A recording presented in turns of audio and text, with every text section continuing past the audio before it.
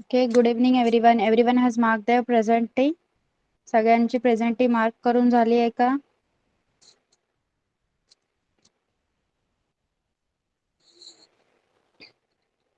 Okay, तर आज आपण तुमचे जे लेसन्स झालेले आहेत हिस्ट्री अँड सिविक्सचे, त्या सगळ्याची जेवढं जमेल त्या सगळ्यांची रिव्हिजन घ्यायचा प्रयत्न करणार आहोत. ओके, तर या लेक्चर पासून आपण रिव्हिजनची सुरुवात करत आहोत. आपण आज 1 किंवा 2 असे लेसन्स रिवाइज करून घेऊया. ओके, त्या रिव्हिजन मध्ये मी तुम्हाला जो लेसन आहे तो थरली एकदा परत समजावून सांगेन in short. Okay, and you will answer my questions. Okay, first of all tell me, माझा आवाज क्लिअर येतोय सगळ्यांना? Please write in the chat box if I am audible clearly. Okay,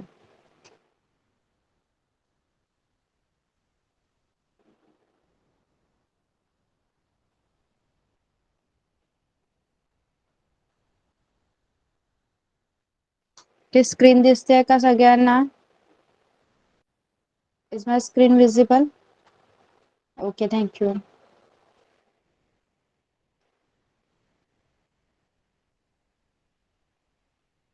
See, we will start from your history's 8th lesson.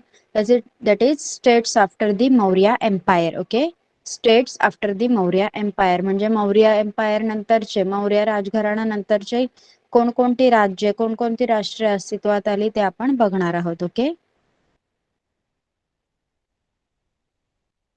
त्यामध्ये the Shunga dynasty, Indo Greek kings, Kushana kings, the Gupta dynasty, the Vardhan dynasty, powers in north east India, हे सगळे points आपल्याला cover करायचे आहेत. In general तुमचे ते cover केले गेलेले आहेत. We are just revising today. Okay, the शुगना dynasties after empire Ashoka, Maurya power started declining. The last Maurya emperor was called Brihadratha. The Maurya general Pushyamitra Shunga revolted against Brihadratha, killed him and became the king himself. Okay, तर Shunga dynasty मध्ये काय झालेलं, Ashoka emperor Ashoka या king नंतर काय झालं, अशोका या राजानंतर मौर्याची power आहे ती कमी होत चालली. मौर्य एम्पायरची पॉवर होती ती कमी होत चाललेली. ओके, पुष्यमित्र. ओके, पुष्यमित्राने काय केलेलं, बृहद्रथा या राजाला मारून स्वतः तो राजा बनला होता. Okay, second is Indo Greek Kings. Indo Greek Kings मध्ये तुम्हाला काय सांगितलेलं आहे बघा, during this period there were several small kingdoms ruled by Greek kings to the northwest of the Indian subcontinent. Those kings are known as Indo-Greek kings. Okay, मग त्या period मध्ये काय होतं, काही छोटी राज्य होती जी ग्रीक राजांद्वारे चालवली जायची. ओके, ती कुठे होती, नॉर्थ वेस्ट मध्ये होती. ओके, उत्तरेकडे होती, ज्यामध्ये इंडियन सबकॉन्टिनेंट म्हणजे भारतातील काही प्रदेश यायचे, पण ती राज्य ते प्रदेश ग्रीक राजांच्या आधिपत्याखाली होते. Okay, those kings are known as Indo Greek kings, म्हणून त्या राज्यांना इंडो ग्रीक किंग्स असं म्हटलं जायचं. In the history of the coins of ancient India, the coins of these kings are very important.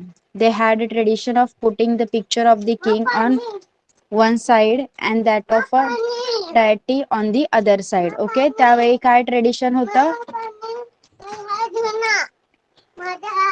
काय ट्रेडिशन होतं की एका जेव्हा कॉइन बनवले जायचे तेव्हा राजाचं पिक्चर होतं.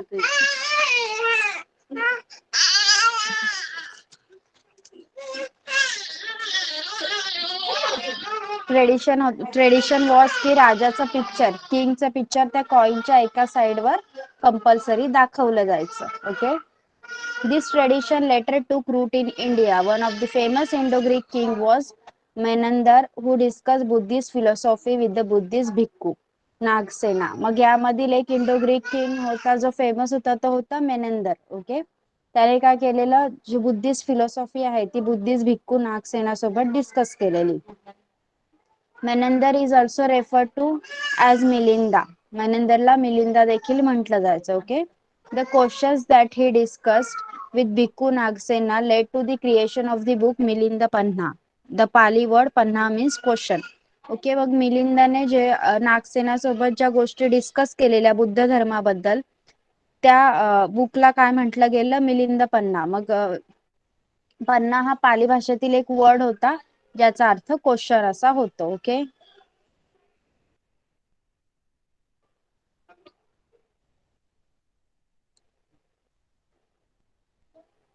सी, आपण फक्त रिव्हिजन करत आहोत, त्यामुळे मी या स्पीडनी चाललेली आहे. ओके. तुमचं हे ऑलरेडी शिकवून झालेलं आहे. We are just revising it today. आपण क्वेश्चन आन्सर घेणार आहोत, पण त्या अगोदर तुम्हाला एक कल्पना असावी म्हणून मी या स्पीडने चाललेली आहे. ओके. म्हणून मी थोडासा तुमचा रिव्हिजन घेत आहे त्यासाठी. बघा, next is Kushana Kings. India was invaded from time to time by several tribes. The Kushanas were one one such tribe from Central Asia. They established their rule in the northwestern region and in Kashmir in the 1st century CE. बघा, ज्या काही वेगवेगळ्या जाती प्रजाती होत्या त्या नेहमीच भारतात येत राहिलेल्या, त्याच्याप्रमाणे कुशाणा ही एक सेंट्रल एशिया मधली, मध्य आशियातील एक प्रजात होती. ते कुठे राज्य करत होते? काश्मीर मध्ये. कधी? 1st सेंचुरी मध्ये. ओके. पहिल्या शतकात काश्मीरमध्ये कुशाणांची सत्ता होती. The Kushana kings were the first to start minting of gold coin in India. They started the custom of putting the images of Gautam Buddha and different Indian deities on the coins. The Kushan kings Kanishka extended their empire. मग ह्या कुशाणांनी कोणती सुरुवात केली? भारतामध्ये सर्वात प्रथम सोन्याची नाणी बनवण्याची सुरुवात कोणी केली? कुशाणा राजांनी केली. Okay.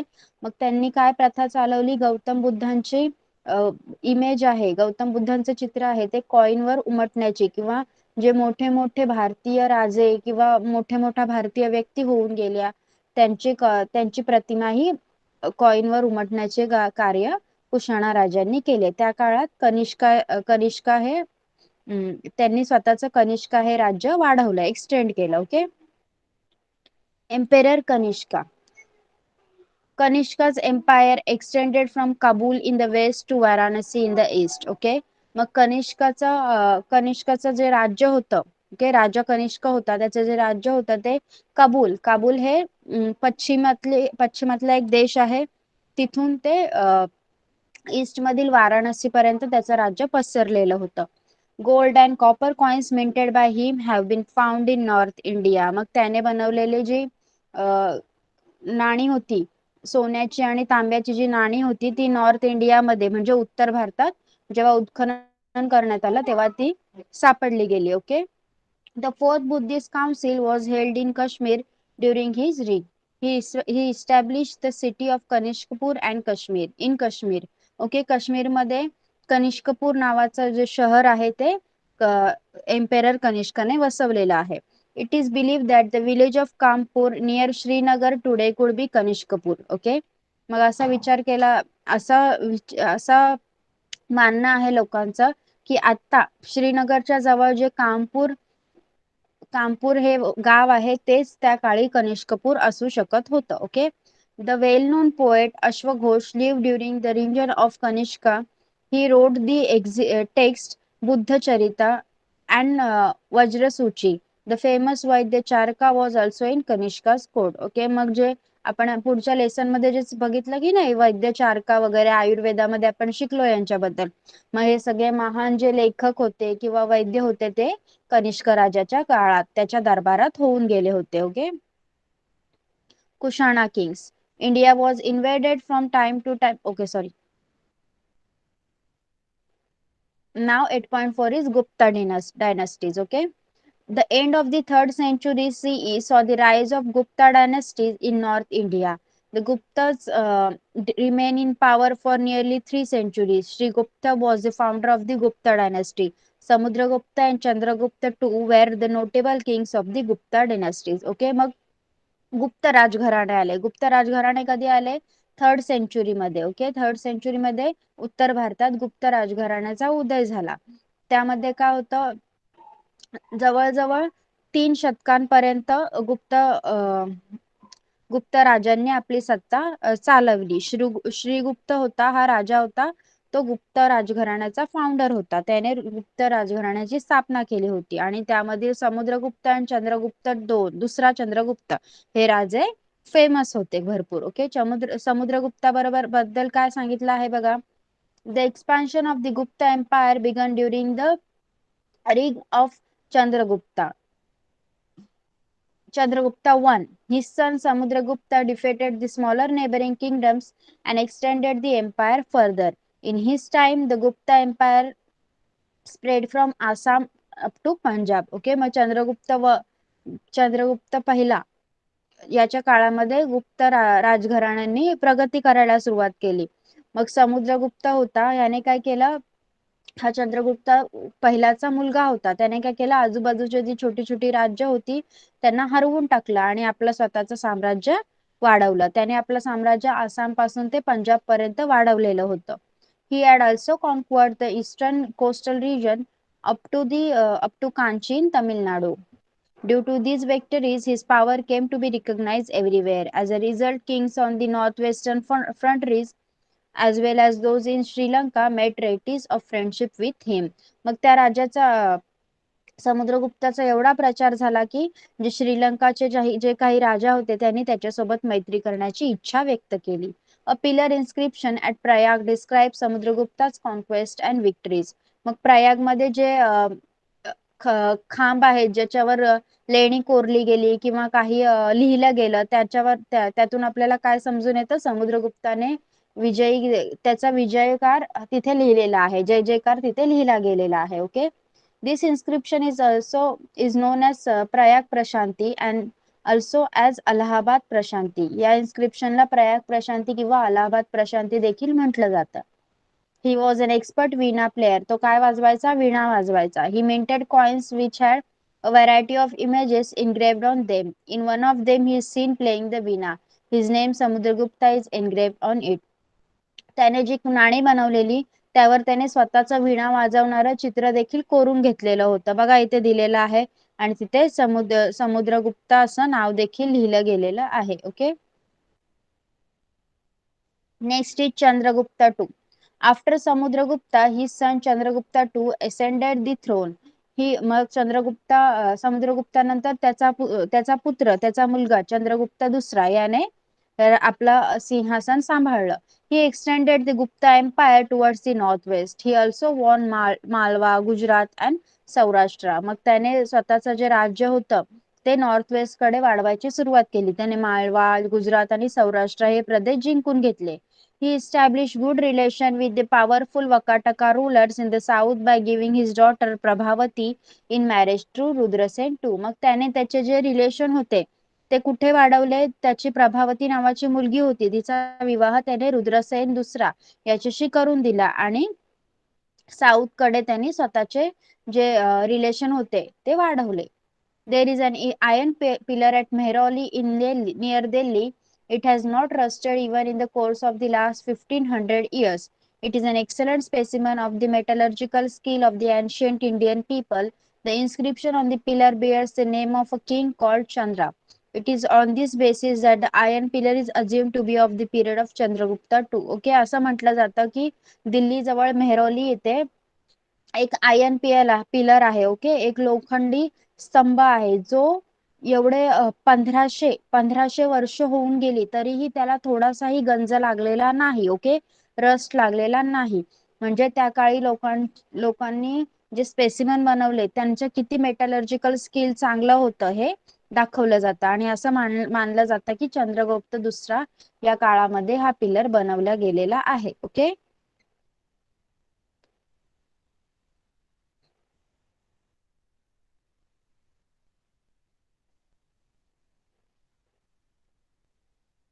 in this period, the Bauddha bhikkhu Fa-Hien came to India from China.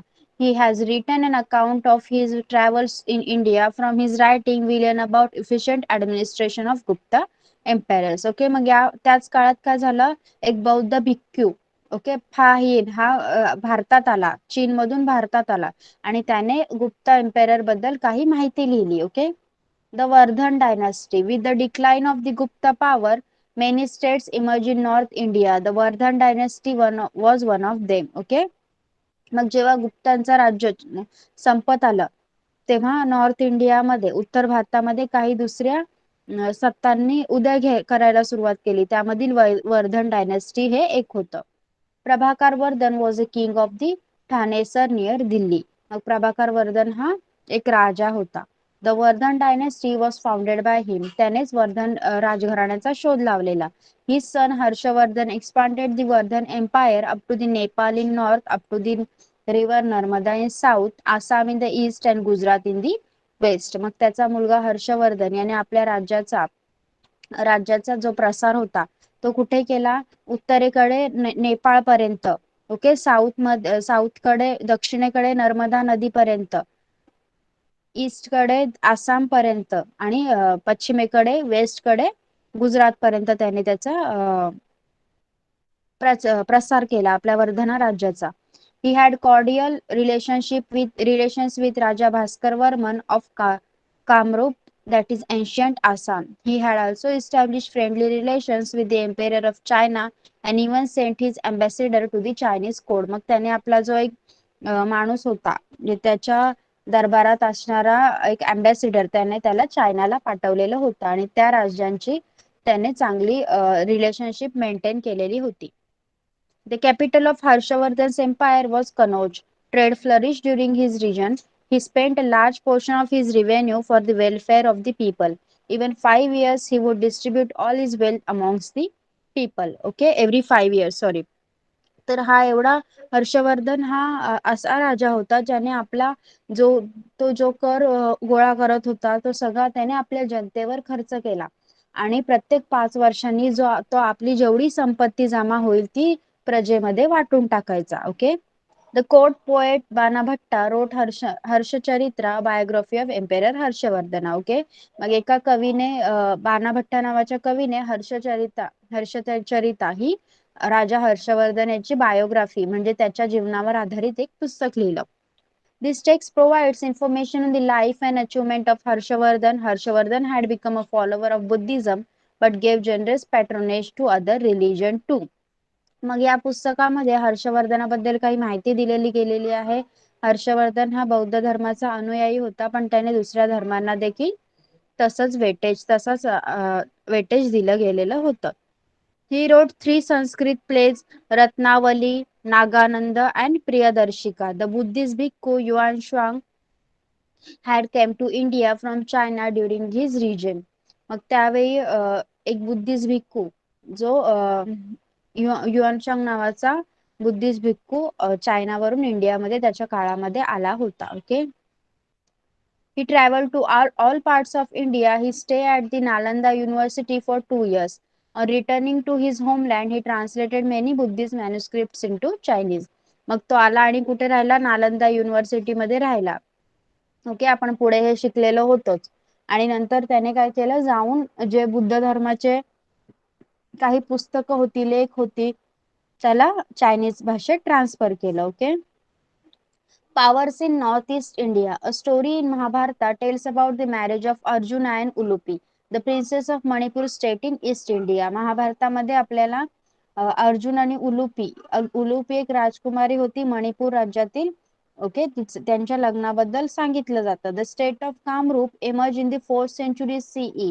It was established by Pushyavarman. His name has been mentioned in the pillar inscription of Samudragupta at Allahabad.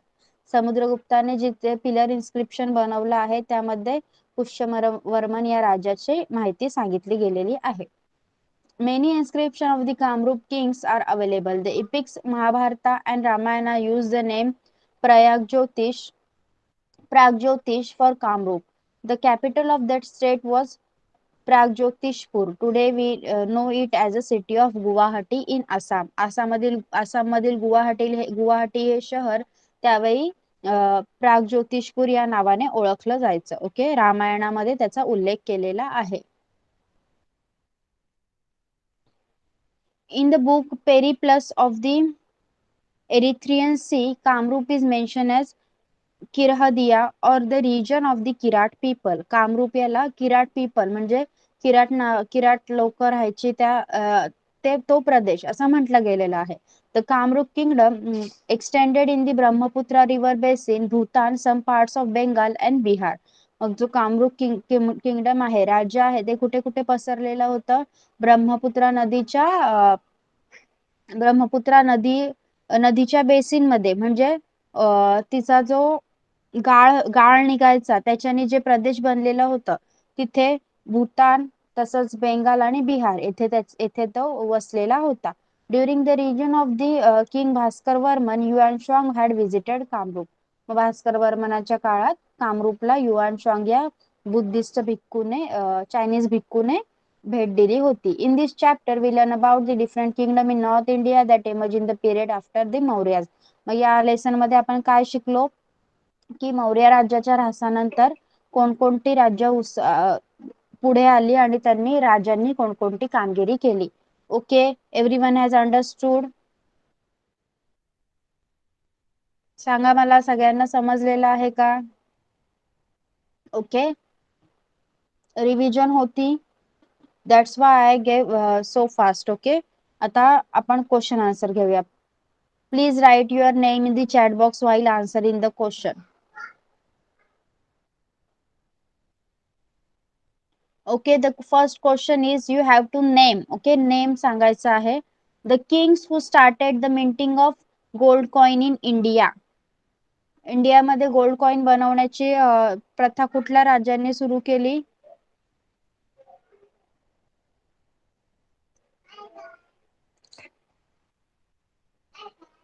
Yes Deepika, put on your mic.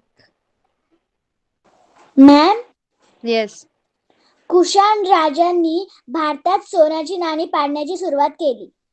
Okay, Rutuja.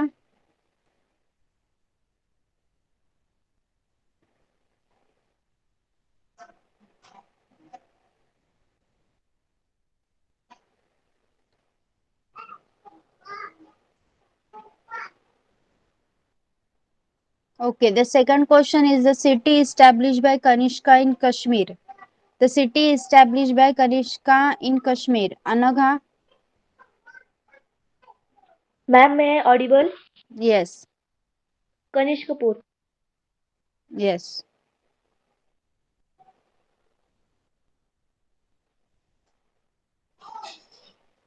The king who played the veena.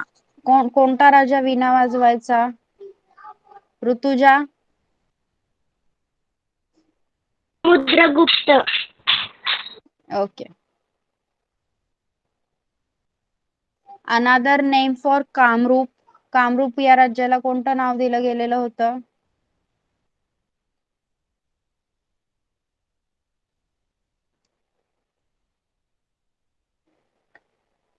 Yes Deepika. Ma'am, Yes. प्राचीन Assam.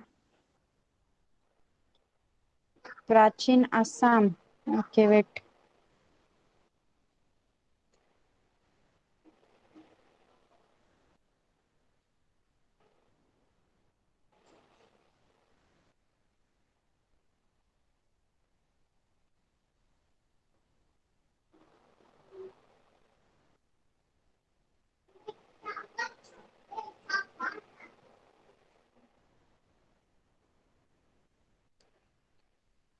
किर्हादिया.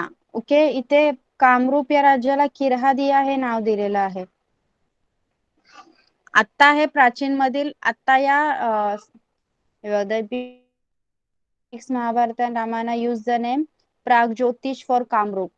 Okay, Pragjyotish. It's a name Pragjyotish. दोन प्रकारची नावं दिलेली आहेत. रामायण आणि महाभारतामध्ये त्याला प्रागज्योतिष म्हटलेलं आहे आणि पेरिप्लस या बुक मध्ये त्याला किर्हादिया. ओके, किर्हादिया असं म्हटलं आहे. ओके, दोन नावं तुम्हाला सांगायला लागतील यावेळी. Okay, understood? No need of sorry. Okay, it's perfectly all right. Okay, now, okay, tell me about Emperor Kanishka. Everyone has book with you? Everyone has your book with you? चला, मला emperor Kanishka बद्दल माहिती सांगायची आहे. English आणि मराठी अशा दोन्ही भाषांमध्ये ती माहिती सांगायची आहे. One will tell in English and other one will in Marathi. Aditi, put on your mic. Hello. हा, सांग मला. मध्य आशियातून भारतात येऊन कुशाण टोळ्यांनी भारतात राज्य स्थापन केले. राजा कनिष्क हा त्यापैकी एक. कनिष्काने भारताच्या पश्चिमेला काबूल पासून पूर्वेला वाराणसीपर्यंत साम्राज्याचा विस्तार केला होता. कनिष्काने काश्मीरमध्ये कनिष्कपूर हे शहर वसवले होते. त्याच्याच काळात बौद्ध धर्माची चौथी परिषद काश्मीरमध्ये भरवण्यात आली होती. कनिष्काने सोन्याची आणि तांब्याची नाणी पाडली होती.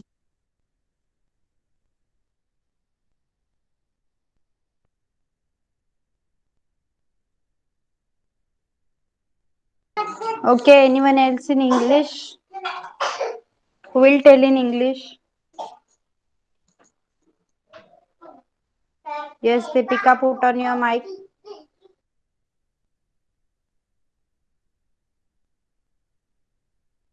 Ma'am, Yes, tell me.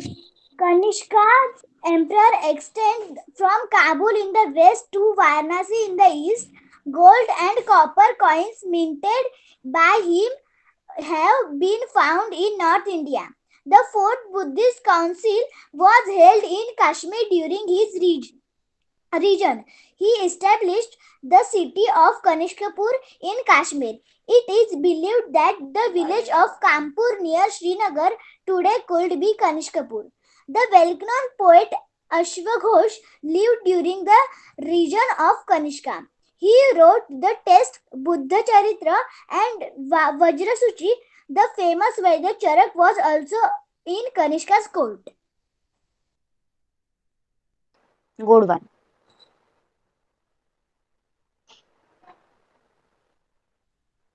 The iron pillar in Mehrauli. Delhi जवळ जे मेहरोली मध्ये आयर्न पिलर होता त्याच्याबद्दल माहिती सांगायची आहे तुम्हाला. The iron pillar in Mehrauli. Yes, Anagha. Ma'am, may I Audible? Yes. Delhi जवळील मेहरौली येथे एक लोहस्तंभ उभा आहे. तो सुमारे 1500 वर्षांहूनही अधिक जुना आहे, तरी तो गंजलेला नाही. प्राचीन भारतीयांनी तंत्रज्ञानात केलेल्या प्रगतीचे ते एक प्रतीक आहे. या लोहस्तंभावरील लेखात चंद्र नावाच्या राजाचा उल्लेख आहे. त्या उल्लेखाच्या आधारे हा लोहस्तंभ दुसऱ्या चंद्रगुप्ताच्या काळातील आहे असे मानले जाते. Okay, good. Aditi mic on कर, सांग तू. हॅलो. हा, सांग. दुसऱ्या चंद्रगुप्ताने दिल्लीजवळील मेहरौली येथे एक लोहस्तंभ उभा केला आहे. तो सुमारे 1500 वर्षांहूनही अधिक जुना आहे. आजही तो गंजलेला नाही. यावरून प्राचीन भारतात तंत्रज्ञान किती प्रगत होते हे सिद्ध होते. या लोहस्तंभावर एक लेख कोरलेला आहे.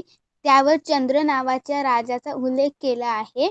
त्यावरून तो लोहस्तंभ दुसऱ्या चंद्रगुप्ताच्या काळातील आहे असे मानले जाते. Okay. Deepika, tell me in English. Ma'am, Yes. there is an iron pillar at Mehrauli near Delhi. It has not rusted even in the course of the last 1500 years. It is an excellent specimen of the metallurgical skill of the ancient Indian people. The inscription on the pillar bears the name of a king called Chandra. It is on this basis that the iron pillar is assumed to be of the period of Chandragupta II. Yes, good.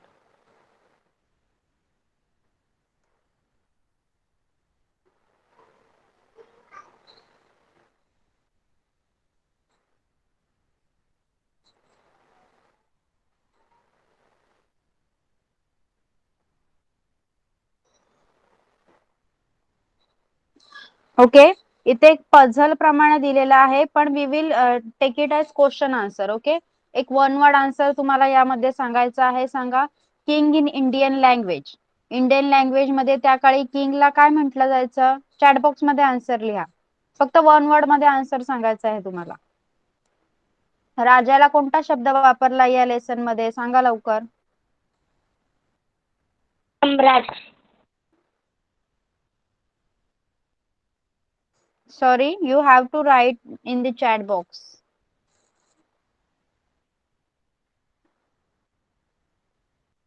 Answer chat box मध्ये लिहा.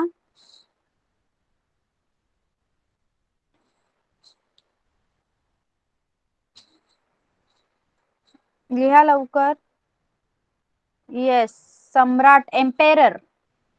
Okay, I think emperor हा word वापरला गेलेला आहे most of the time. बघा,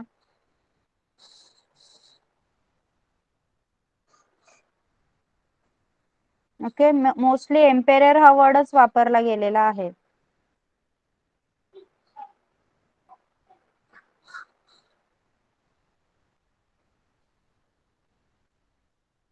okay, next is a Chinese traveller to India. कोण होता Chinese traveller जो इंडियाला आलेला? इंडियामध्ये येणारा चायनीज ट्रॅव्हलर ज्याने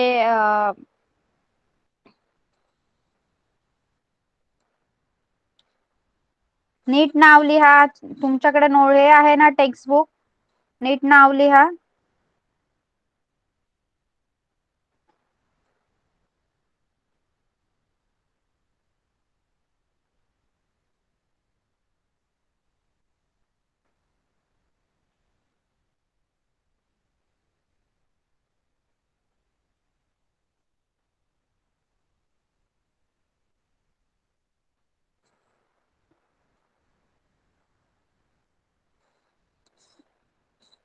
ओके,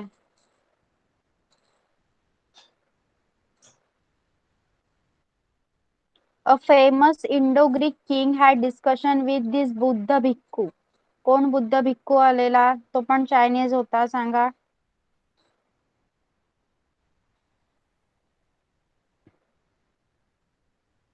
कोणत्या राजाने राजाने त्या बुद्ध भिक्खू सोबत डिस्कशन करून एक बुक सुद्धा लिहिलं गेलेलं होतं त्यावर. सांगा मला, तो कोणता बुद्ध भिक्खू होता? नाही, मिनंदर वॉज अ किंग. एक तो राजा होता. बुद्ध भिक्खू कोणता होता?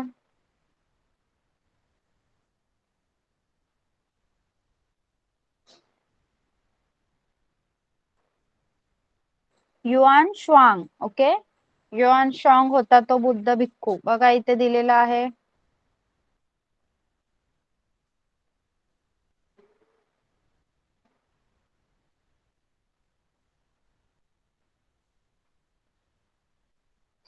नागसेन.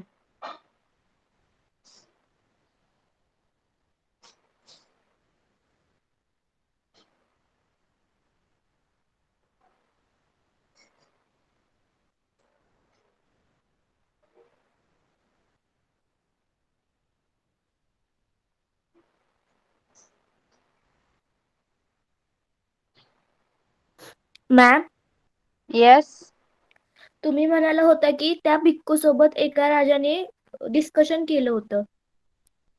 येस. त्यामुळे मग नागसेनच येते, कारण की त्यांनी त्यांच्या डिस्कशन मधून एक ग्रंथ सुद्धा लिहिला होता. Okay, let me check. Okay.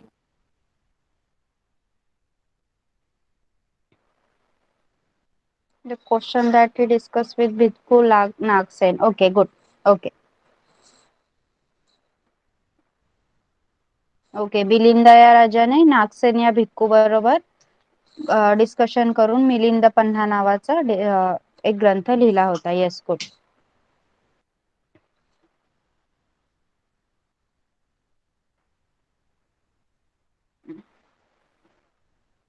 Okay, ना a poet at the court of Emperor Harshvardhan who also wrote his biography. Harshvardhan राजाच्या दरबारात असणारा एक कवी ज्याने त्याची बायोग्राफी लिहिलेली होती. सांगा कोण होता?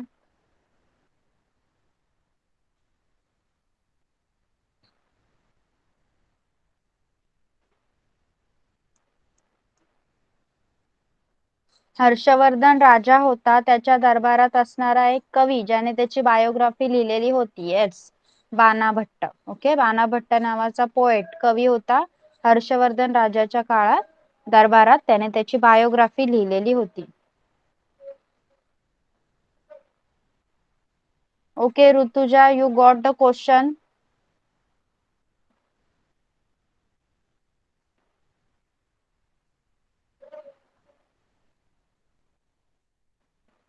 Tell me if you got the question.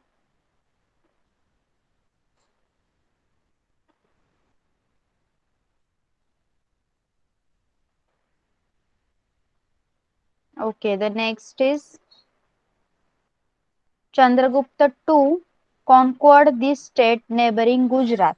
Okay, Chandragupta दुसरा याने गुजरात जवळील हे राज्य आपल्या राज्यात सामील करून घेतले.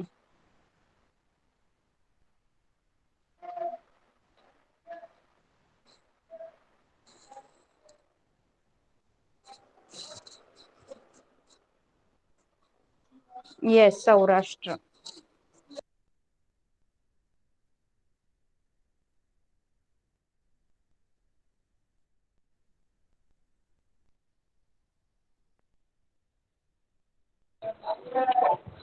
Okay.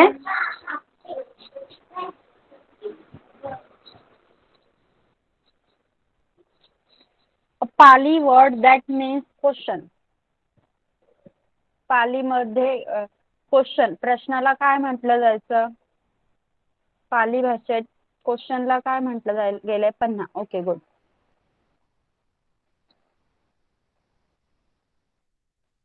The most famous Indo Greek king. सगळ्यात फेमस असणारा इंडो ग्रीक किंग कोणता होता?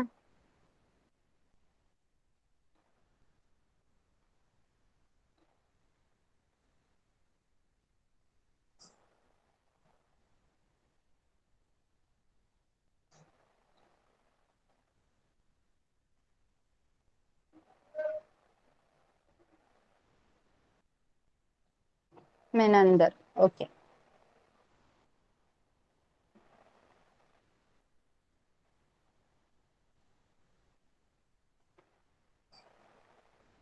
Kanishka was the first emperor to make this from gold. Kanishka was the first emperor to make this from gold. Kanishka या एम्पेररने गोल्ड पासून काय बनवलेलं? काय त्यांनी सोन्याचं बनवलेलं कनिष्का या राजाने? सांगा लवकर. कॉइन्स. Yes, coin. नाणी. Good. An ancient Indian university where the Chinese traveler Yuan Shuang stayed for 2 years. Yuan शांग हा कोणत्या युनिव्हर्सिटी मध्ये 2 वर्षासाठी राहिलेला जेव्हा त्याने भारताला भेट दिलेली?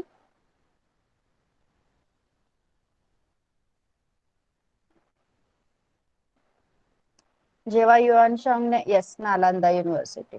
Good.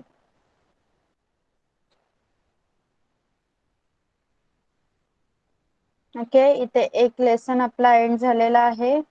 The next is ancient kingdom of south. यामध्ये आपण Chera, Pandya, Chola dynasties, Satavahana dynasties, Vakataka dynasties, Chalukya dynasties, Pallava dynasties आणि राष्ट्रकूट डायनास्टीज म्हणजे चेर, पांड्या आणि चोळ राजघराणे, सातवाहन राजघराणे, वाकाटक राजघराणे, चालुक्य राजघराणे, पल्लव राजघराणे आणि राष्ट्रकूट राजघराणे याबद्दल आपण शिकलेलो होतो. ओके, बघा, फर्स्ट आहे the Chera, Pandya and Chola dynasties. यामध्ये आपण आता बघणार आहोत. We will revise about Chera, Pandya and Chola राजघराणे. Of the many dynasties in south India, 3 are mention in the literature of those time. These are Chera, Pandya and Chola dynasties. मग त्यावेळेचे जे साहित्य होते त्यामध्ये कोणाचा उल्लेख केलेला आहे? चेर, पांड्या आणि चोळा या राजघराण्याचा उल्लेख केलेला आहे. These dynasties were in power around the 4th century BCE or even before that. मग ही राजघराणे त्यांची सत्ता कधी होती? 4थ्या शतकामध्ये आणि त्याच्या अगोदरही 4थ्या शतकाच्या अगोदरही या राजघराण्यांची सत्ता अस्तित्वात होती. They find mention in the Ramayana and Mahabharata epics. They have also been mentioned in the Sangam literature in Tamil and in the inscription of the Maurya Emperor Ashoka. म्हणजे ह्या घराण्यांचा उल्लेख रामायण आणि महाभारता या महाकाव्यांमध्ये केला गेलेला आहे आणि संगम लिटरेचर, संगम साहित्यामध्ये देखील याचा उल्लेख केलेला आहे. In the Periplus of the Erythraean Sea, Muziris is mention as a important port in the coast of Kerala. Muziris या केरळमधील सर्वात महत्वाच्या बंदराचा येथे उल्लेख केलेला आहे. This port was in the Chera kingdom and was a major centre for the export of spices, pearls, precious stones etcetera. मग हे बंदर इथे मसाल्याचे पदार्थ, मोती,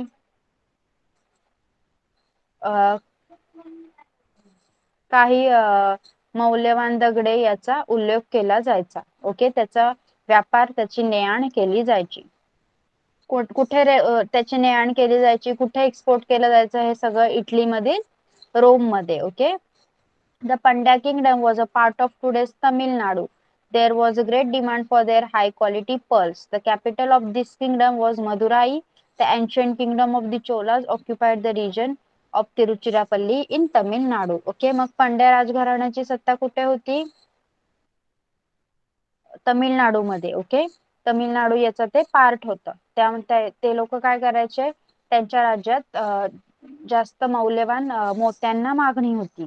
ओके, आणि त्यांच्या राज्याची राजधानी होती मदुराई. चोला यांचं राज्य तिरुचिरापल्ली, तमिळनाडू मधील तिरुचिरापल्ली इथे वस्तीला होतं. Okay, the Satavahana dynasty, Satavahana राजघराण्याबद्दल काय सांगितलं आहे? As in the north, after the decline of the Maurya Empire, the local king in Maharashtra, Andhra Pradesh, Karnataka also become independent. Okay, मग मौर्य राज्याच्या ऱ्हासानंतर जे महाराष्ट्रातील लोकल किंग होते, राजे होते, आंध्र प्रदेशातील राजे, कर्नाटकातील राजे हे स्वातंत्र्य झाले. They establish small kingdom of their own, त्यांनी स्वतःचे असे राज्य बनवायला सुरुवात केली. One of this was the Satavahana dynasty.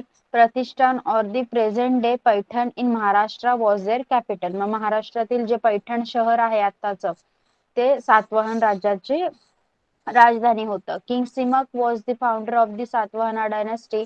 The inscription of the Naneghat caves near Junnar in Pune district bear the names of the important person of this dynasty. Some of the Satvahana kings were known to write their mother's name before their own, for example, Gautamiputra Satakarni. मग त्यावेळी सातवाहना राजांची अशी पद्धत होती की आपल्या नावाच्या अगोदर ते आपल्या आईचं नाव लावायचे. Of the Satvahana kings, Gautamiputra Satakarni is particularly well known. A stone inscription in the cave at Nashik describes his deeds of valor. मग यामधील गौतमीपुत्र सातकर्णी हा खूप नावाजलेला राजा होता. नाशिक मधील केव्स मध्ये, नाशिक मधील ज्या लेण्या आहेत तिथे त्याची महती गायली गेलेली आहे. त्याच्या महतीबद्दल सगळं लिहिलं गेलेलं आहे. He had defeated the Shaka king Nahapana. He is described as Trisamudra Toyapit Vahana. Toya means water. The title means one whose horses have drunk the water of three seas. म्हणजे हा राजा इतका पराक्रमी होता की म्हणजे असं म्हटलं जातं की त्याच्या घोड्याने 3 समुद्राचं पाणी प्यायला आहे. म्हणजे त्यांनी तेवढं ट्रॅव्हलिंग करून तिथल्या राजांना डिफीट केलेलं होतं. The three seas are the Arabian Sea, Bay of Bengal and the Indian Ocean.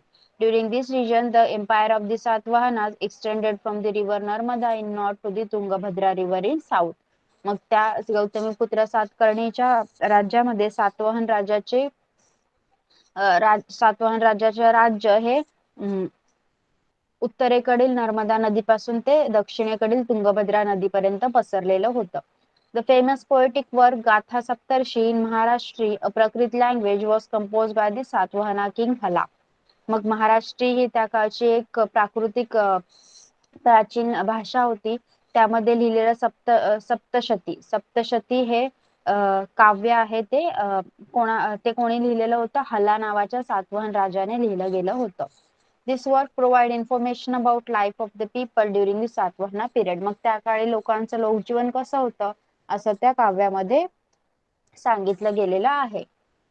Indian trade increased greatly during the Satvahana period. Paithan, Ter, Bhokardan, Kolhapur was recognized as important centers of trade. मग त्या सातवाहनांच्या काळात पैठण, तेर, भोकरदान आणि कोल्हापूर हे जे राज्य होती त्यांना व्यापारी सेंटर म्हणून ओळखलं जायचं. ओके,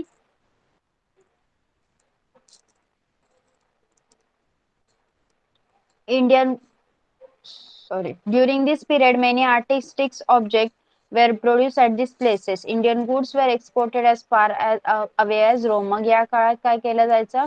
काही कलाकुसरीच्या वस्तू बनवल्या जायच्या आणि भारतातील जे वस्तू होत्या त्यांना रोमकडे एक्सपोर्ट निर्यात केलं जायचं. Some of the Satvahana coins carry images of sheep. The cave sculptures at the Ajanta, Nashik, Karla, Bhaje, Kanneri, Junnar in Maharashtra were carving during the Satavahana period. मग त्यावेळी कॉईनवर शिपचे चित्र उमटवली जायची आणि जी आत्ताची लेणी प्रसिद्ध आहेत कारले, भाजे, अजिंठा, वेरूळ ही सातवाहना राजांच्या काळांमध्ये कोरली गेलेली आहेत. Okay.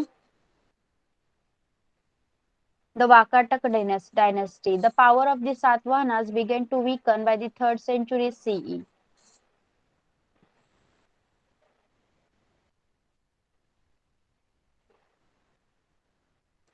Is my speed okay for you all?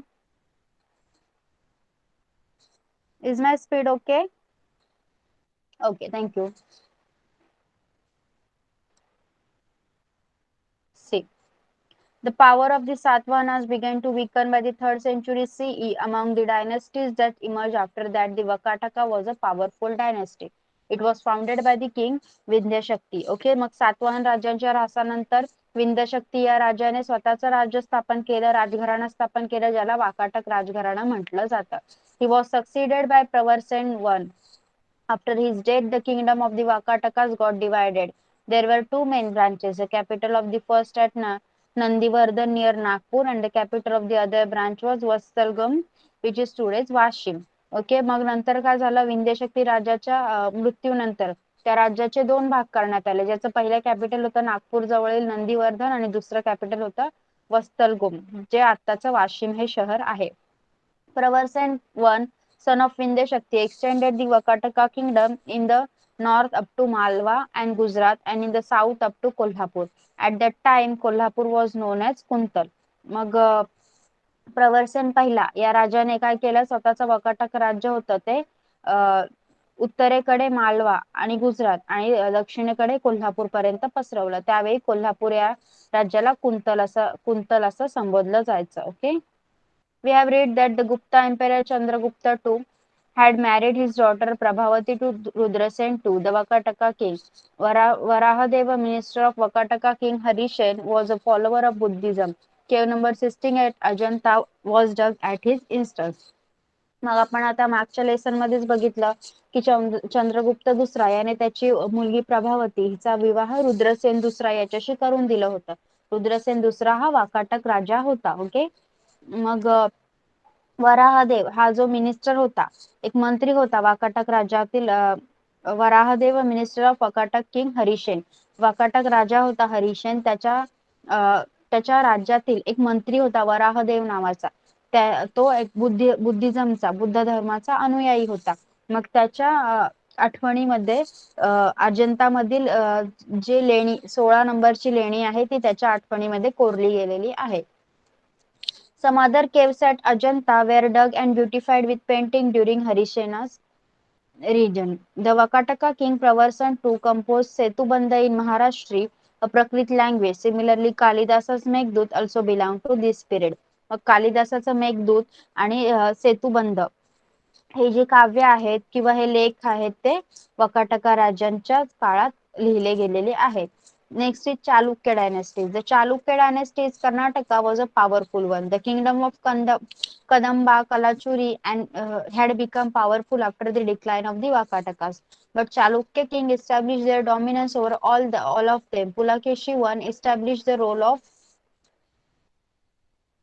the Chalukya dynasty in the 6th century CE. His capital was Badami, which was earlier called Vatapi. The Chalukya king Pulakeshi II had successfully repulsed Emperor Harshavardhan's invasion. The famous temples at Badami, Aihole and Pattadakal were built during the Chalukya period. Okay, मग चालुक्य राजांनी काय केलं, वाकाटक राजांच्या ऱ्हासानंतर चालुक्य राजांची सत्ता ही अस्तित्वात आली. मग पुलकेशी पहिला हा चालुक्य राजा होता, त्याने 6व्या शतकात हे राज्य चालुक्य राजघराणे अस्तित्वात आणले किंवा स्थापन केले. त्यावेळी त्यांची राजधानी होती बदामी, ज्याला वातापी देखील म्हटलं जात होतं. Okay. Next is the Pallava dynasty, म्हणजे पल्लव राजघराणे. The Pallavas were also a powerful dynasty in south India. Kanchipuram in Tamil Nadu was their capital. Mahendravarman was an able Pallava ruler. He expanded the Pallava kingdom. He was also a playwright. His son Narasimhavarman repulsed the attack of his kingdom by the Chalukya king Pulakeshi II. The famous Ratha temples of Mahabalipuram were sculpted during his reign. His temples have been sculpted in single rock.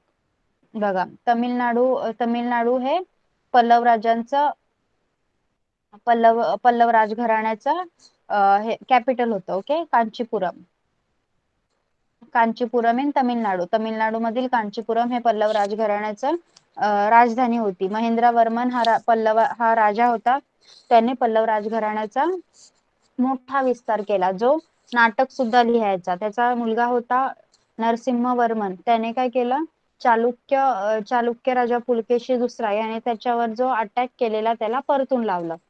रथा temple Mahabalipuram मधील जी रथ मंदिर आहेत ती याच्याच काळात बनवली गेलेली आहेत. The Pallavas had a powerful and well equipped navy.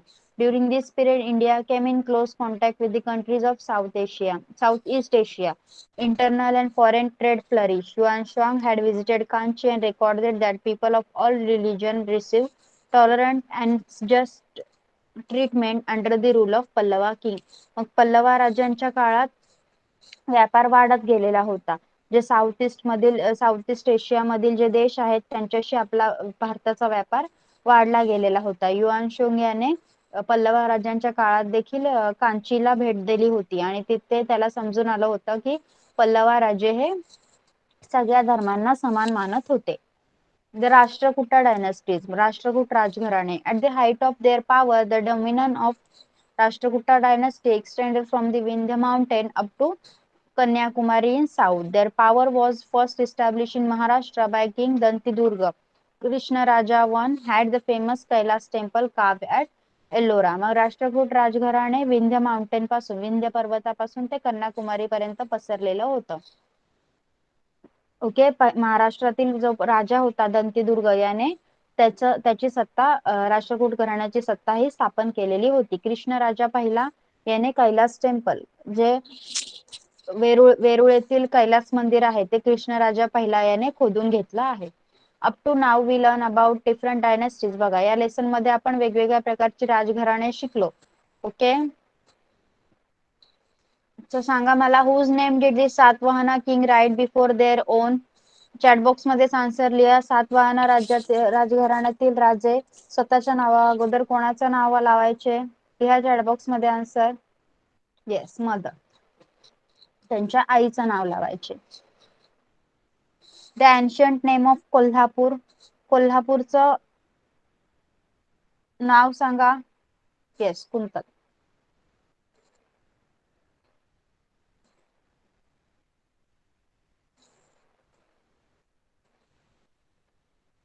Name the ancient dynasties of southern India. Southern India मधील राजघराण्याची नावं. यामधील नाव लिहा तुमचं. चॅट बॉक्स मध्ये नाव लिहा हे आन्सर सांगण्यासाठी. Yes Deepika. Ma'am, yes, tell me. Chair, Pandya, Chalukya are the ancient dynasties of southern India. Okay, आणि बाकीचे पण सांगायचे आहेत. ओके, हे राष्ट्रकूट वगैरे शिकलो ना आपण, पल्लवा राष्ट्रकूट, ते सगळे सांगायचे आहेत तुम्हाला त्यामध्ये. Okay, next, after the decline of the Maurya empire which local king became independent. Maurya राज्याच्या ऱ्हासानंतर कोणते राज्य इंडिपेंडंट झाले, अस्तित्वात आले? येस ऋतुजा. मौर्य साम्राज्याच्या ऱ्हासानंतर उत्तर भारताप्रमाणेच महाराष्ट्र, आंध्र प्रदेश, कर्नाटक या प्रदेशातील स्थानिक राज्ये स्वतंत्र झाली. Okay, good. Tell me about achievement of Mahendravarman. Mahendravarman या राज्याच्या कामगिरीबद्दल सांगा. Yes Aditi. Hello. Yes, tell me. दक्षिण भारतात पल्लव घराण्याची प्रबळ सत्ता होती. दुसरं, पल्लव राजघराण्यात महेंद्रवर्मन हा कर्तुगार राजा होऊन गेला. तिसरं, महेंद्रवर्मन स्वतः नाटककार होता. त्याने विविध कलांना प्रोत्साहन दिले. Yes. Yes, Deepika. Ma'am, Yes. Mahendra Varman was an able Pallava ruler. He expanded the Pallava kingdom. He was also a playwright. Yes. What is mean by Trisamudra Toyapit Vahana? Anagha.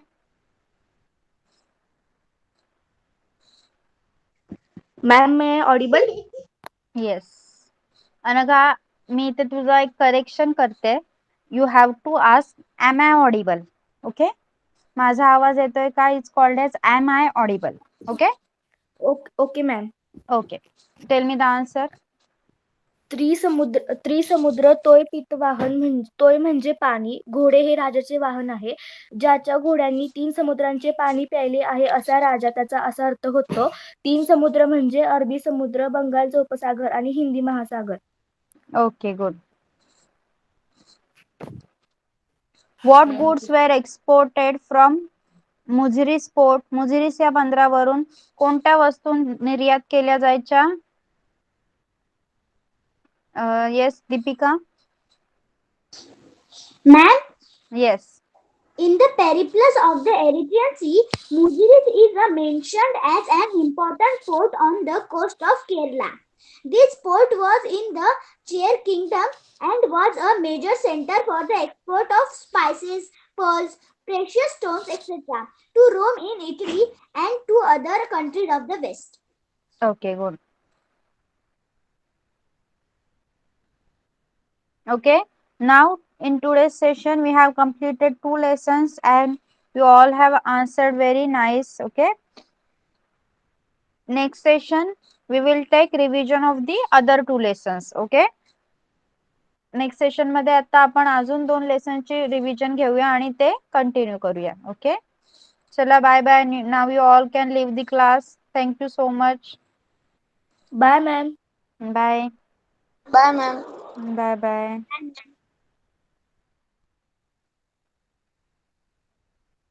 Bye ma'am. Bye.